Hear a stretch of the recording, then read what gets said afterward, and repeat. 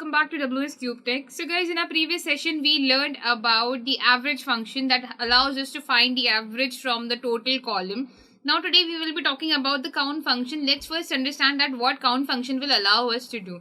Count function basically allows us to count how many total rows are there inside a particular column. So with the help of the count function, you won't be able to count that how many times some marks are occurring or what is the total. But with the help of the count, you will be able to count the number of rows which are there in a particular column. So let's have a look on how it can be done.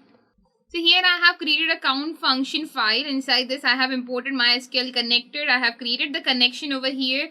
I have written the cursor name. I have started the cursor. That means get data is empty right now. We will be writing our query inside it. After that, we have executed it. We have fetched the data and printed it as well. Now what we are going to do next is we are going to use our query over here. Select query will be used as well. That select school club name, that I want school club. I'll be talking about the school club column, and select school club from what is the name of that data is student club data. That is the name of our table.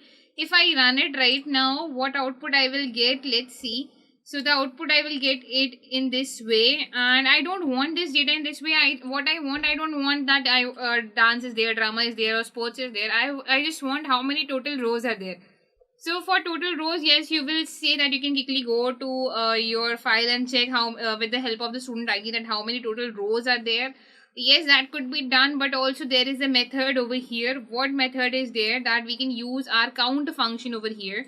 For count function, all you need to do is write count over here, and inside the brackets you have to pass that count school club. That means we are counting the school club column over here. Now if I run it like this, it will give me the data that there are 12 total elements inside it. If you want to write it in this way, that total rows are, I'll put a comma, and now if I run it, it will give me that what are the total number of rows.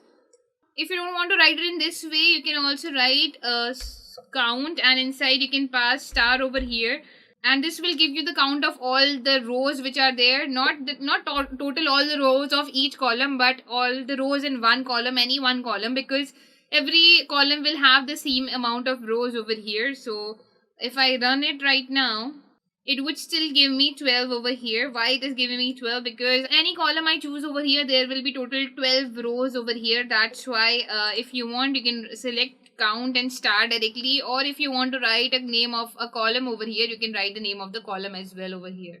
So I hope guys that what is count function is clear to you. In our next session, we will be talking about in and not in. So stay connected guys, and I'll see you in the next session. Thank you.